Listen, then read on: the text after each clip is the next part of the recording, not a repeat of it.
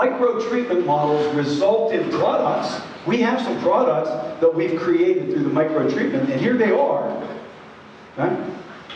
These are the programs that are out there. I showed this to families and said, here's what you're going to find when your son or daughter gets older.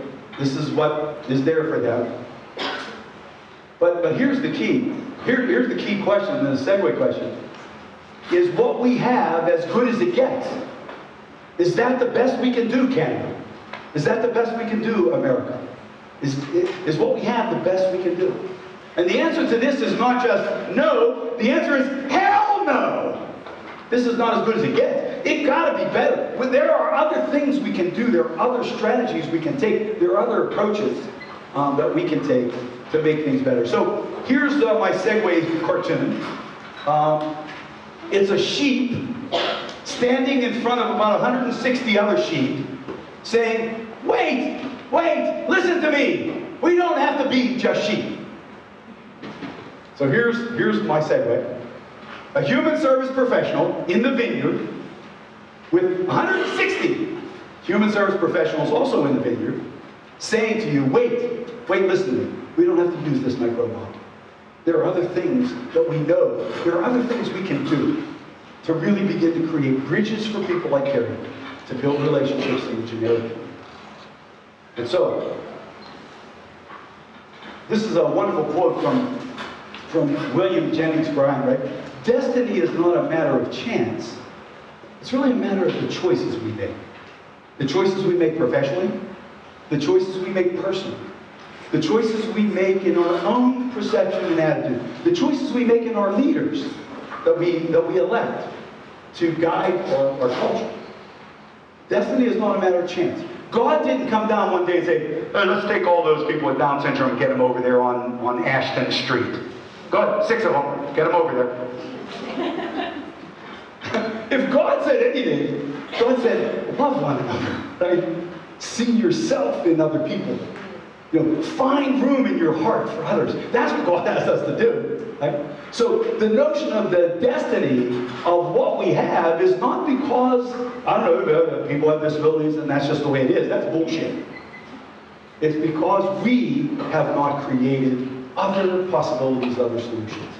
We're the problem. And so, let me tee this up before we get ready for our morning break with this magic wand question.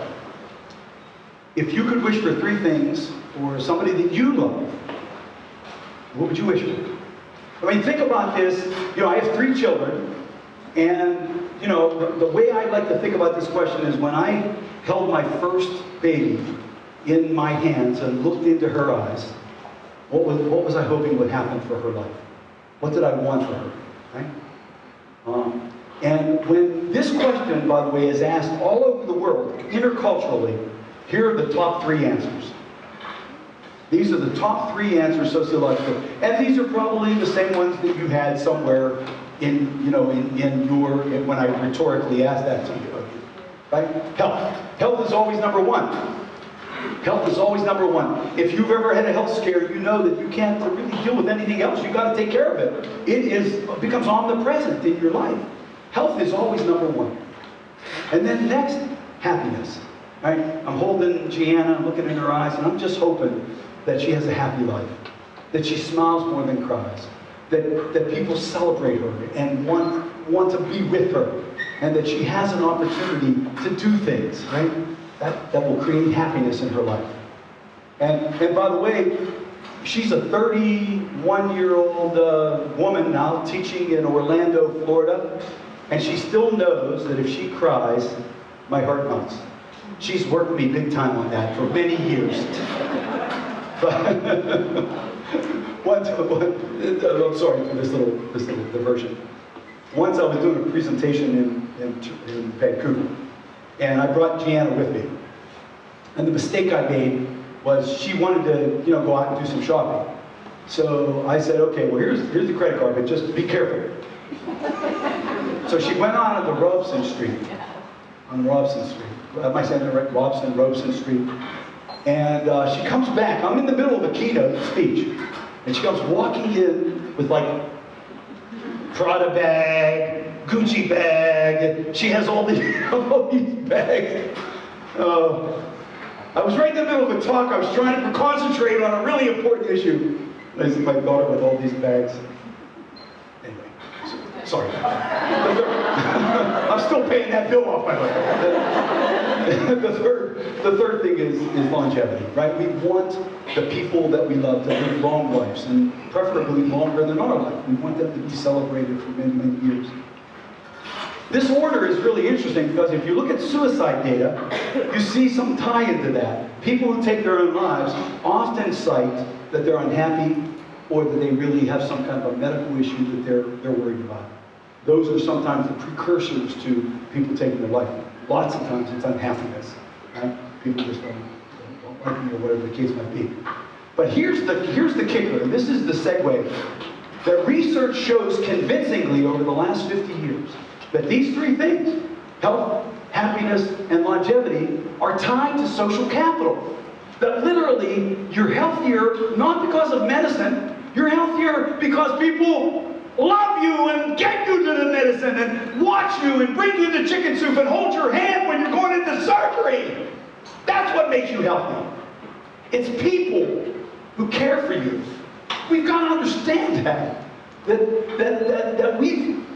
if somebody is isolated and has nobody to be with them, then they're going to be at risk of sickness. In fact, let me give a crystal example of this.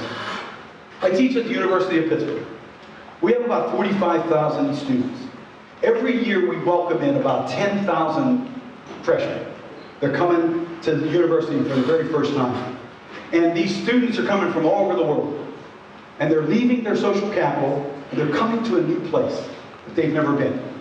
And when they come to the university, they're scared, they're nervous, their stress levels go up, and because they're isolated and by themselves. So what we do at the university, because we know that come October, our health clinic is going to spike with student admissions. So what we've done is create an orientation program where we build social capital with those kids right from the get-go. We get those kids to get to know other people. We build the bridges so those kids feel more valued, and more welcomed, and more loved, and more cared for at the university. And we've seen the lessening of health. Here's the deal medically. If your stress levels are high, your immunity system actually goes down. You are at risk of virus and illness. I mean, there's data on this up the yin-yang. I've reviewed 5 or 6 different studies that show this convincingly. Right? On the other side of the coin, if you have more relationships, your stress level actually goes down because more people got your back. There's more people there to watch you, care for you, take care of you. And when your relationships go up, your stress level goes down, and you're healthier. Obviously, happiness and relationships, I mean, you can't think about happiness without thinking about relationships. I mean, if something good happens to you, and you're happy about it, you got to raise, you got to engage, you're going to have a baby, you're going to get married, you're going to do this, you're going to do that, those happy things, you can't wait to tell the world about that. You can't wait to tell your friends about that good news that you got. So happiness, healthfulness, and yes, longevity. We now know that what leads to a long life is that people have relationships and they're relevant relationships. Those two things tie in to longevity. And you know, it's not just that. The notion of social capital is really tied to the value that those relationships bring to your life. The value, the tangible value you reap. And we know sociologically there are 3 values that you reap from social capital. The first is called instrumental value. Instrumental value is when your friends do something for you that actually saves you money or time. It saves you. If you're moving from here to there, you could call a moving company and pay, or you can call your friends, get a case of beer and some pizza, and they'll help you move. Right? That's the power of social capital from an instrumental point of view. Emotionally, social capital is powerful. Just every one of us in this room know that if you get in trouble or if something bad, your car breaks down in the middle of the night, you have somebody you can call. And you know they'll come for you. You know they'll be there for you. You know they're going to watch out for you. You know that they got your back. And then lastly, informational value. That when your friends tell you something, they tell you about a new restaurant, or they tell you about a book, or a movie, and you go see the movie. You drag some of your other friends, you go see the movie, and the movie is fantastic. And your friend said, man, I'm glad you say, thank you. You feel good. That's what relationships do.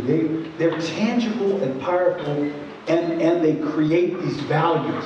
But they also do other things, guys. I want you to really focus in on this. Here's what else happens with our relationships. They are antecedent to getting a job. That every one of you, in fact, a recent study here in Canada showed that 81% of respondents indicated they got their first job through somebody in their network. Their dad knew somebody, their mom knew somebody, their brother knew somebody, and that's how they got the job. And virtually 100% of us in this room got our current job, not because you're so handsome, or talented, or have a great resume, or so smart. You wrote on your application 3 names on the back page of the application. Remember that? References. These are your social capital that will lie for you. And lie they did. And in fact, you even teed it up. Do you remember when you called and said, look, I'm going for that big job. I'm going to be, Anna's going to be interviewing me. And she, I listed you as a reference. And when she calls me, you please tell her that I'm good, I'm nice, that I'm prompt, I'm smart. Please tell her that. You called your references before you listed them. And that's the power of your social capital in getting a job. It's a numbers game. And so if Carrie only knows 26 people, and a third of them are family, and the other third are staff, and the last third are other people with disabilities equally devalued, then her chances of getting a job are minimized. If Carrie knows more people, she has a greater chance of getting a job. Right? It's a numbers game. We also know, however, that social capital facilitates all these other things. But the most important one that I want you to really focus in is this one. People being more tolerant, respectful, kind. Here's the deal. Social capital raises what we call pro-social behaviors. And you treat your friends this way. You're more tolerant, respectful, and honest with your friends. And people you don't know, you don't necessarily treat that way all the time. Let me give an example. You're in downtown Ottawa, and you're going to a meeting, and you're walking, and you see a homeless guy in the gutter. And you look at that homeless guy, and you say, oh man, this is terrible. This should never happen in our society, that somebody has to, I got to get to my meeting. But that is really terrible. And off you go. But if you're walking down, one of the streets in Ottawa, and you see a homeless guy laying in the gutter, and it's your Uncle John, you don't walk away. You bend down and pick him up. Uncle John, what happened? How can I help you? Right? That literally your relationships change your behavior in terms of tolerance, respect, kindness, compassion. These pro-social behaviors are what we want in a society. We want a Canada that has these things. We want an Ottawa that has these things. Tolerance, respect, kindness, value. But if groups of people are separated, segregated, and have no connection with other people, then they're not going to be treated that way. It's just not going to happen. And so we know that these kinds of elements are tied to relationships, and we know that Carrie has less. And I'll go to the bank that your clients have less as well. And so, simply stated, the quantity and quality of relationships that we have really matter. Quantity and quality. Now, when we get back from our break, I'm going to get into more theory in relationship to social capital. I want to really look at a sociogram with you. I want to kind of give you some tools to think about in terms of measuring and identifying how connected are the people you support. And then we're going to segue into how can we get people more connected. I'm going to offer you 4 steps, 4 strategies, 4 approaches to help the folks that you support build more social capital. And these are things that I teach at the University of Pittsburgh to my students who aren't even going into disability advocacy. They're going to sell pharmaceuticals, or they're going to go here, they're going to go there. We teach them this stuff because we know that if those students build more relationships, they're going to be more successful. And if they're more successful, they're going to make more money. And if they make more money, they're going to make a donation back to the university. That's what my dean thinks anyway. But the long and the short of this is really caught in this segue cartoon for our grade. I want you to look at this cartoon. It's a bunch of dogs, canines. And they're stuck. They're stuck. They're isolated. And they know that the action is out there in the community. Look at that dog, look at that cat. Right? So the cartoon says, knowing how it can change the lives of canines everywhere, the dog scientists struggled diligently to understand the doorknob principle. How do I open the door and get into the community? So here's my segue. Knowing how it can change the lives of folks with disabilities, the disability advocates in Ottawa struggle diligently to understand social capital. Because social capital creates the doorway to the community. It changes the person, it props them up, but here's the better deal. It changes the attitudes of the people that folks set the relationships with. So it has a double win to it. The one win is that Carrie feels better about herself. The second win is that people begin to see Carrie as just another woman, in the voyage of life. So there's a lot of downloads that you can just pull, articles and monographs and white papers. Also, I have a lot of videos on there. I have some very short videos, 5-6 minutes, that frame certain parts of thinking more macroscopically about the work we do. Also on the website is my TED Talk. I did a TED Talk about 3-4 years ago in Pittsburgh.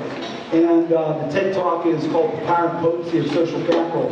And it's what, a 15, 17-minute talk about social capital. You can find that on all that stuff on the website. Also, my books, there's a link to my publisher. Know that with my books, I don't get any royalties on these books. The royalties come back to my agency, a nonprofit organization, to help us with the work we're trying to do in demonstrating more of a macro approach to community building. So if you are so inclined, if any of this stuff is resonating with you or getting you excited, know that those books are easily attained on the website.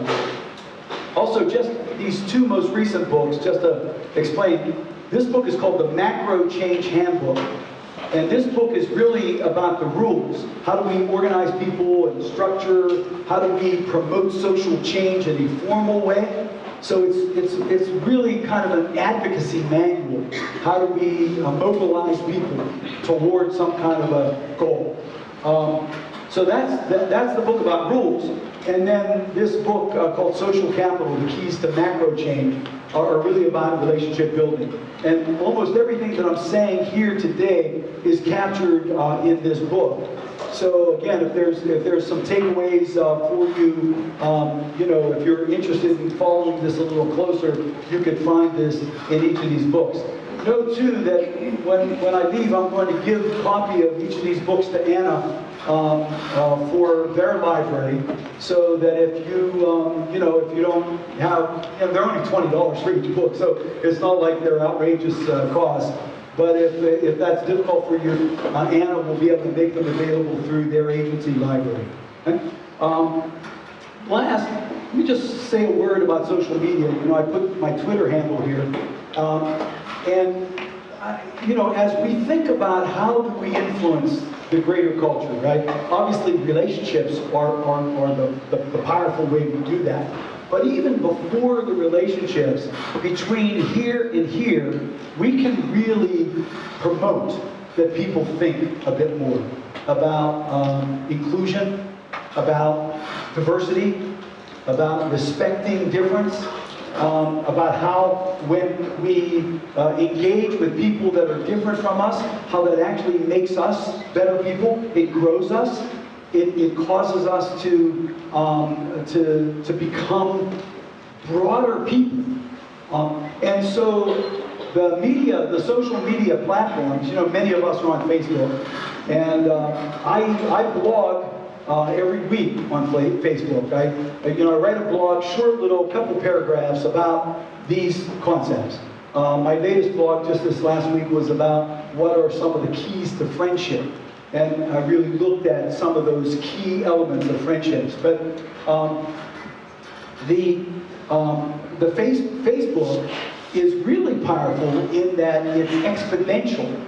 So if you friend me, and I put out a short little blog, and you share that blog and say, gee, there's really some interesting concepts here, take a look. So I'll send, my blog will go out to, I have about 3,000 Facebook connections. So it'll go out to about 3,000. Now not all 3,000 people are waiting to see my blog, right? But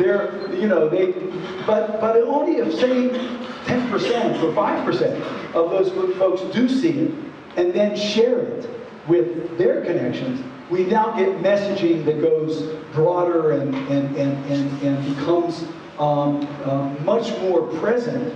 And so rather than just look at a pizza pie or see somebody's kid, and those are nice things on Facebook, I get that, but also just sharing ideas and concepts and constructs also go far. One of the things I really try to do is to make these concepts, even though they're academic, to try to make them digestible to everybody, to anybody. In fact, the greatest compliments I get on my books are from family members or from self-advocates, individuals with disabilities, who tell me that, man, oh man, the book really got to them. It really helped them. So trying to make things more public is really part of my agenda. Same thing with Twitter. You know, the interesting thing about Twitter is you can follow anybody you want to follow. In Facebook, you have to, friend somebody and they have to accept your friendship. But in Twitter, you can follow thought leaders. And there's a lot of people out there that are thinking about these kinds of things and tweeting about them or uploading some articles or information through Twitter. So for your own continued growth and development, Twitter really offers a wonderful platform to learn. And then lastly, LinkedIn. And many of you guys are on LinkedIn, and LinkedIn is much more of a vocational sort of a website. But for you guys that do job development, LinkedIn is also a really powerful place to reach out to other people in companies and organizations. So those three platforms are ones that I would strongly recommend, if you're not on, to get on. And if you are on, to use them more to try to influence people's thinking in terms of acceptance and respect. Because we have a giant gulf right here between, we have the right to be in that community to now really being a part of the community through relationships. So the more we can bait and encourage people to begin to think and take those blinders off, the faster we can create more opportunity for people to build relationships. And so, with that in mind, let's get to a little bit more now of the theory behind this, behind macro change, behind social capital, that will sort of set the stage then for the action strategies that we'll look at. So the very first thing is to think is to differ. There's oftentimes when you're thinking and you get outside of your paradigm into a new paradigm, you have to start really differing, in fact, with some of the things about the paradigm. And so part of thinking is really challenging because sometimes it's uncomfortable to get outside of your paradigm. And often the default, when you're outside of the paradigm, the default is back to the paradigm, So the notion of making sort of change, mental model change in us is not easy. This is not easy to do because, you know, most of the way we've been educated has been in the micro model. Most of the work that we've done has been with people with disabilities in segregated and offset places. So there's so much power there that sometimes it's hard to break out of it. So the very first thing we have to do is different. But if we really want to invest in social capital and in macro change, here are a couple of recommendations that I would make to you to begin to think. And this is kind of coming now from a 30,000 foot view down to a 10,000 foot view with these things. And then we'll take some of these things down to the streets, okay? So the very first thing is that we just get sucked into thinking clinically about the people that we support. We think about them vis-a-vis their diagnoses rather than think about them from a perspective of being a community member, right? Of being a citizen, of being just a fellow voyager in life. And we get sucked into this clinical sort of focus. I remember when my dad came down with Parkinson's, that, you know, he started to manifest the tremors and, you know, the student, the gait and just some of the things that were happening. And so I would accompany my dad to, to appointments. And, my dad would make some kind of request, and then the doctor would say to me, you know, he has Parkinson's. And I said, let's think about him as just a man. That's my father. You know, he's not a Parkinson's client. This is my dad, right? So that notion of trying to step outside of that clinical perspective of Carrie, or of Dominic, or of my dad, is the very first recommendation. Secondly, we really have to understand what community means. I would think every one of us in this audience today perceive ourselves to be community agencies. That we're community connected. We're agencies that are functioning in the community. And we always talk about community. In fact, many of our names, Community Living and Support Services class. That's our name. Community is the first word in our name, right? And we talk about community, but many of us haven't really thought about community. What does that mean? Well, it's an anthropological, phenomenon rather than a clinical phenomenon. Community. And just the word community, if you take the word community, the prefix com, C-O-M-M, is Latin for with, and unity, U-N-I-T-Y, the suffix, is also Latin for togetherness. So with togetherness is what that word actually means, right? So understanding community, what are the elements of community? What are some of the things? What are your communities? How do they manifest? How did you get in? How did you become valued in that community? And that kind of perspective really becomes important for our own understanding, our own knowledge.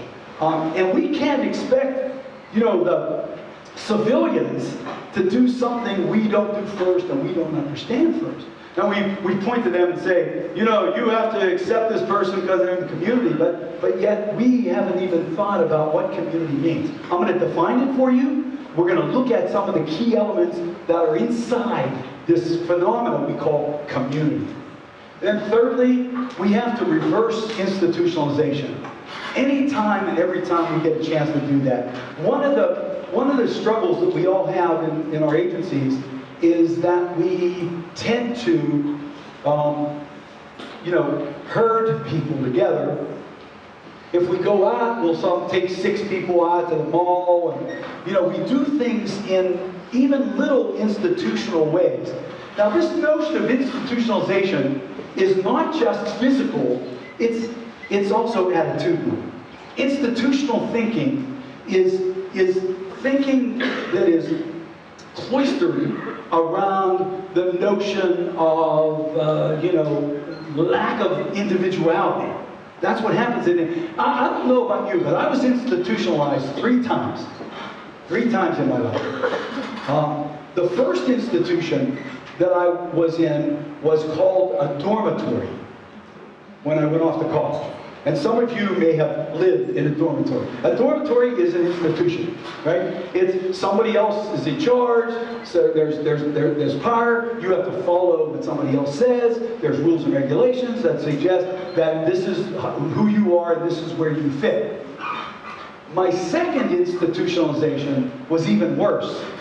It was in a facility called a barracks. This is when I was in the U.S. Army. A barracks. This was 80 guys with guns! With guns! I have a problem with guns, but be that as it may, if you're 80 guys and you just love those guns. I had a hard time when I was in that institution. Then my last institution was in a hospital. When I was in the hospital for some surgery that I had to have. Right?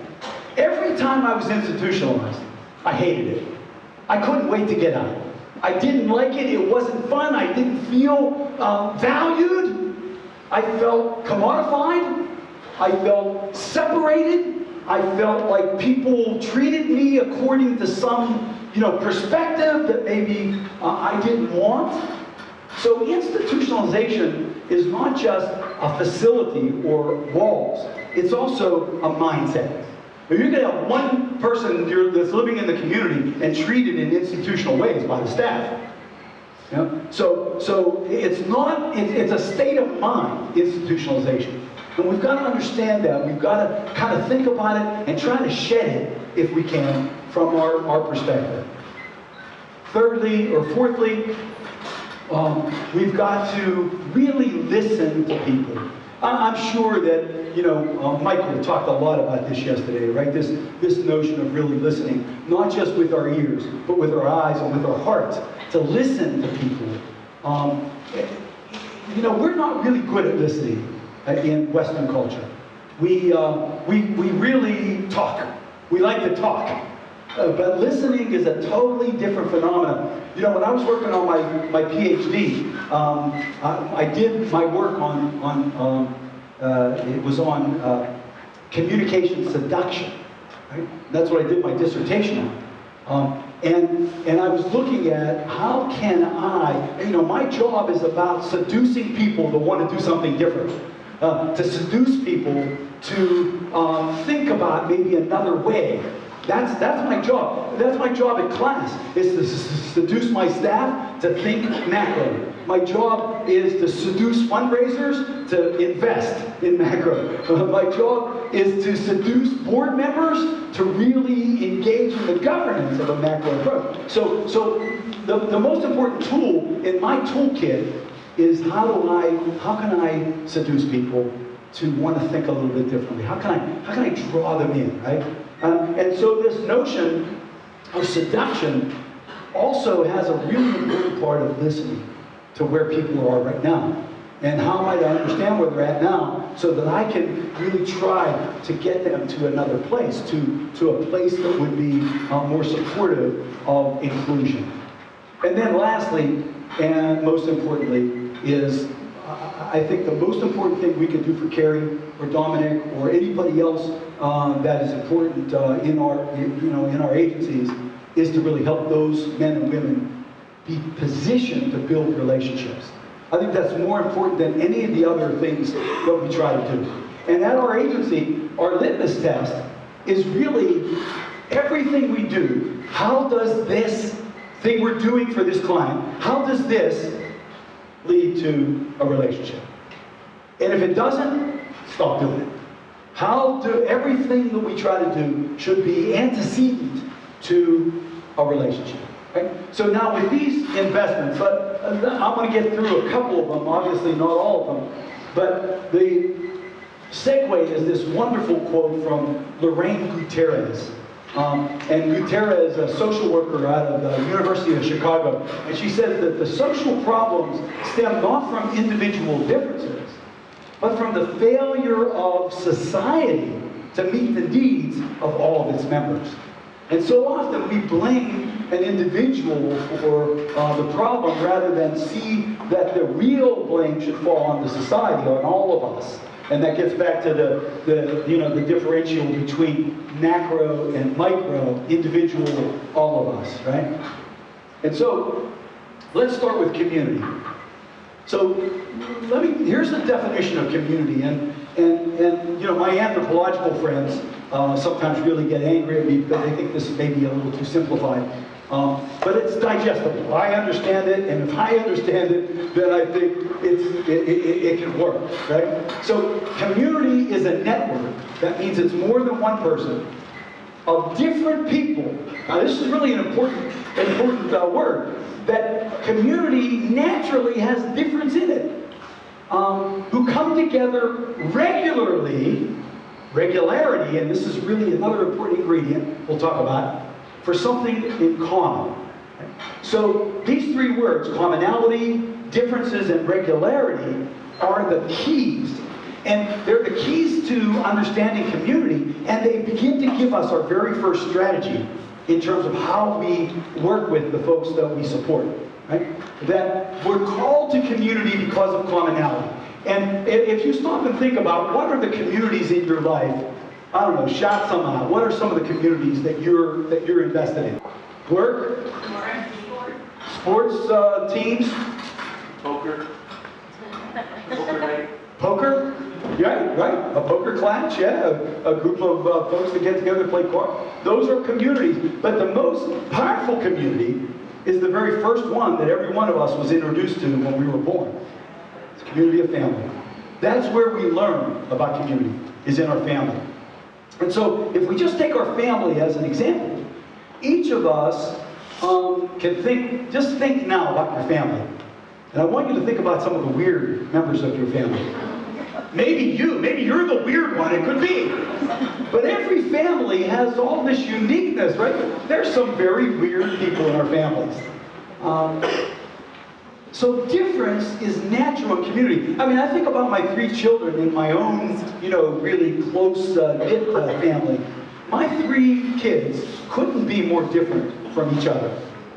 They were born in, the same mom and dad, the same environment, the same exposure, the same religious upbringing, all that stuff was the same. And these three kids couldn't be more different from each other. So difference is natural in community. It's there. And when I talked about my experience with Carrie, growing up with Carrie, I didn't see her difference. We were always together, right? So there wasn't really this sort of lens of seeing her as different. She was just Condeluci. She was one of us, right? So difference is natural in community, and that's really an important variable, because here's what difference does. Similarity kind of creates a sense of security. When we have some similarity, that creates a sense of security. Difference grows us. It causes us to grow, to be more tolerant, to think a little bit broader, to go a little differently about something. We know sociologically that homogeneity creates security, and heterogeneity creates growth, sociologically. How you grow as a human being is not through the homogeneity. It's really when you begin to meet new people, different people, even though the start point of any community is commonality, right? In your family, the common variable is your lineage, your heritage. In your church, the commonality is the theology that everybody agrees to. In the neighborhood, the commonality is the geography that everyone shares. In your work site, the commonality is the mission statement that everybody agrees on. Right? So there is this commonality that invites you to community. It invites you. But when you get there, when you go across that bridge of commonality, you then begin to see difference. Right? So you get to the party, and then you see that there are some people in the party that are different from you. Right? That sometimes can actually create a pushback. It can create a pushback. Let me give this to you in a quick story. One of the things that I really like is poetry. I love to read poetry. I write a little bit of poetry, and so one day I saw in the newspaper in Pittsburgh that there was a little ad that said, "If you love poetry, we'd like you to join and become a part of the Pittsburgh Poetry Society." So new members welcome. People are welcome. If you're a poet or if you love poetry, this is the place for you. I saw that, and it was like an invitation. I said, wow, you know, I like poetry, so maybe I ought to check this out, right? So it took a little while for me to get the courage, because I was a little nervous that maybe I wouldn't be able to hold my own with these poets. You know, I didn't know who was there, and I was a little nervous. And by the way, being nervous about crossing a bridge to a new place is scary for all of us, any of us, right? And that's because, you know, of our insecurities, of some of our fears, perhaps, or maybe some of the things that we feel maybe we won't be able to live up to. That's natural for us. So I finally get the courage, I was going to say cojones, I finally get the courage to go to the Poetry Society to check it out. So the Poetry Society was meeting at a place called the Squirrel Hill Cafe, right? In a little, you know, little suburban area outside of Pittsburgh, fairly close to the university. So I'm driving. Squirrel Hill is a very dense area. It's kind of hip, and it's hard to park. So I'm driving. I come up to the Squirrel Hill Cafe, and there's a parking spot right in front of the cafe. So I pull in really quickly, and I get out to put some money in the meter, and there's money already in the meter. I'm saying, wow, these are signs that this is going to be a fantastic start, right? So I go into the venue. I open the door, and there's a foyer, and there's a woman sitting in the foyer, and she's sitting on a stool, kind of in, you know, kind of back into like a cloakroom. It was kind of dark in the cafe, and I couldn't see her very well. So I walked in, and she got up from the stool, and she says, "Hi, my name's Allison. Are you here for the Pittsburgh Poetry Society meeting?" And I said, "You know, yes, I am." And so she said, "Welcome." She reached out, right, to welcome me. She was a gatekeeper. We're going to talk about gatekeepers in a minute. So she shakes my hand, and then I look at her. And she moved into the light. And the first thing I noticed about Allison was that she had purple hair. I mean, screaming purple. Now, this was a number of years ago, and, you know, purple hair, I guess, maybe a little bit, you know, more commonplace today, but back then, I had never seen somebody with purple hair. But what was really unique is that Allison had like, created like this hairdo that were spikes. Like and then the spikes had like little shaved circles, and like there was. So I saw the hair, and I went like this. Maybe this, and then I looked a little further down, and I saw that Allison had like a spiked collar on, a big thick spiked collar, like I used to have for my dog Ziggy. It's like spikes coming out of the collar. So I see the collar, and I take a second step back, and then I saw it in the light. It started to glisten. Allison had a diaper pin. Now, some of you guys are so young, you don't remember diaper pins. We used to use pins on diapers. There are some people here that can attest to that. Now, you only see them in museums today, but we used to have pins. We had blue pins for boys, we had pink pins for girls, and we used to pin the diapers. You remember? Some of you. So Allison had a blue pin in her cheek. It was, now body piercing wasn't real big at this point either, and so I saw the pin, and this was like, now I was getting my keys on, but my car was like right behind me. And then I'm ready to escape, and Allison, you know, after she was shaking my hand, she said, "Where are you from, Al?" And I said, you know, and I'm like nervous. I said, I'm from McKees Rocks. And she said, "The Rocks?" She said, "Do you know the Paston family?" And I said, "Yeah, you know, I play in a band with John Paston." She said, "John, I love John." She said, "Do you know his sister Roseanne?" I said, "Yeah, I mean, I know Rose." She said, "Do you go to Mother of Sorrows Church?" And I said, "You know, yes. Every Italian in McKees Rocks goes to Mother of Sorrows Church." And she said, "I've been there with Roseanne. I might have seen you there." I said, "Allison, if you were ever in and Mother of Sorrows Church, we'd still be talking about this. We don't see people like you in Mother of Sorrows Church.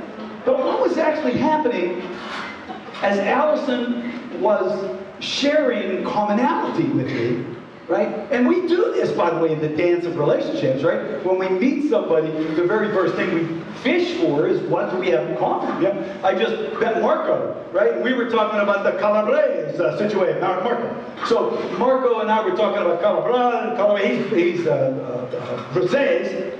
So we have to be careful with him. But but we do that. That's how we start. And I just talked to Roxanne, and she told me that her uncle Pierre LaRouche, a former Pittsburgh Penguin who still lives in Pittsburgh, guess who I'm going to call next week? Pierre LaRouche, to see if he'll come to our golf outing where we raise some money. So we begin to meet people, and we find things that we have in common.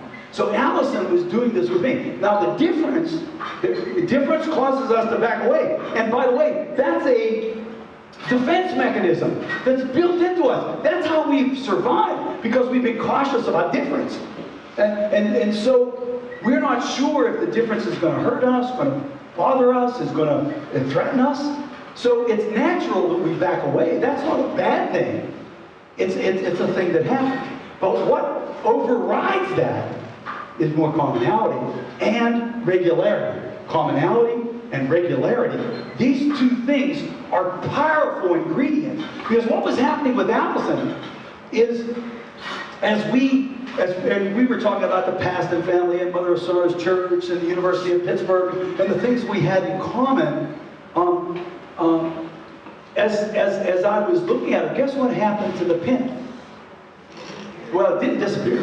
It was too damn big. But it actually started to get smaller. Like the pin became less of an intrusion, right? For me, it was my baggage, right? It was my baggage that was in the way. But the pin became less of an intrusion. It meant less to me because the commonality overrode that. Now, guys, that is magical sociological information. Because we know when Carrie goes across the bridge to something where other people gather who have some commonality, that there's going to be, what? I never saw somebody like this before, right? That's going to happen, right? But it gets mitigated through more commonality and through regularity. Just regularity alone is an incredible, magical ingredient. Think about all the weird people that you know who are not weird anymore in your eyes because you see them all the damn time.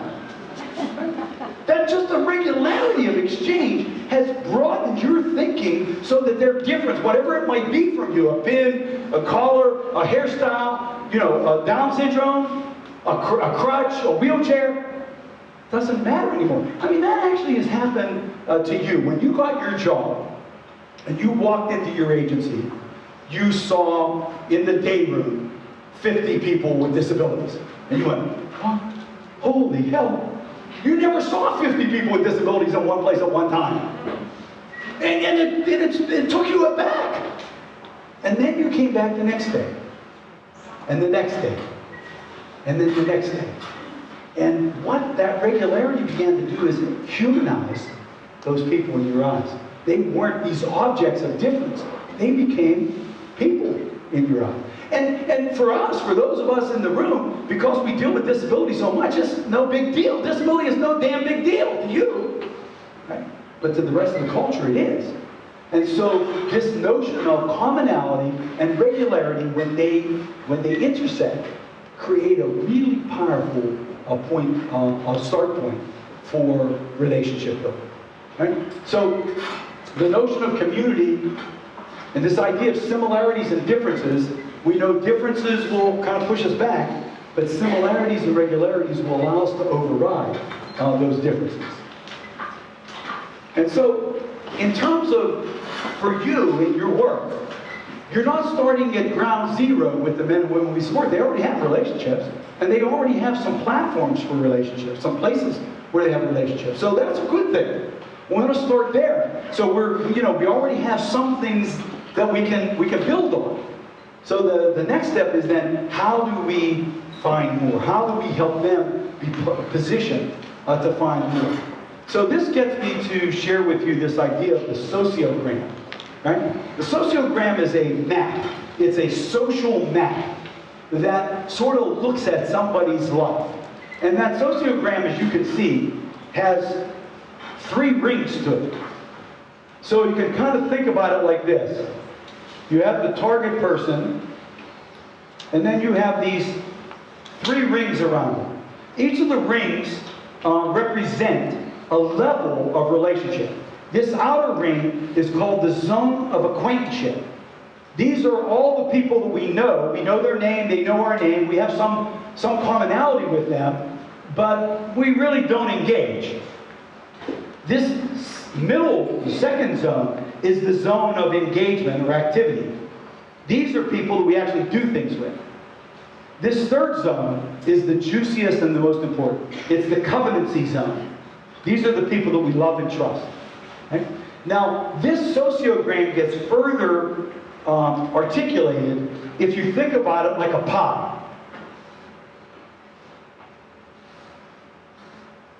And the slices of the pie represent the platforms where relationships can get formed.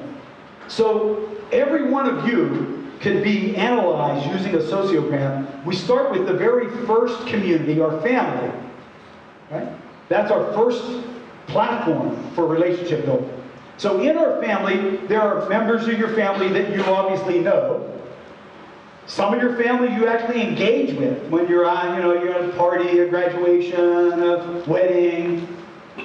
And then there are some family members that you actually love and trust. And you can see this is smaller, right? As you get in, this gets into a smaller core of people. Okay? The next is the neighborhood. There are people in your neighborhood that you know, people in your neighborhood perhaps you engage with or do things with, and then there are some people in your neighborhood that you trust. You actually give the key to your apartment or to your home. They can water the plants for you when you're not there or when you're on vacation. Right? Those people are intimate in your life. You trust them. You trust them with your stuff. And then this next slice of the pie might be your church or your synagogue or your mosque.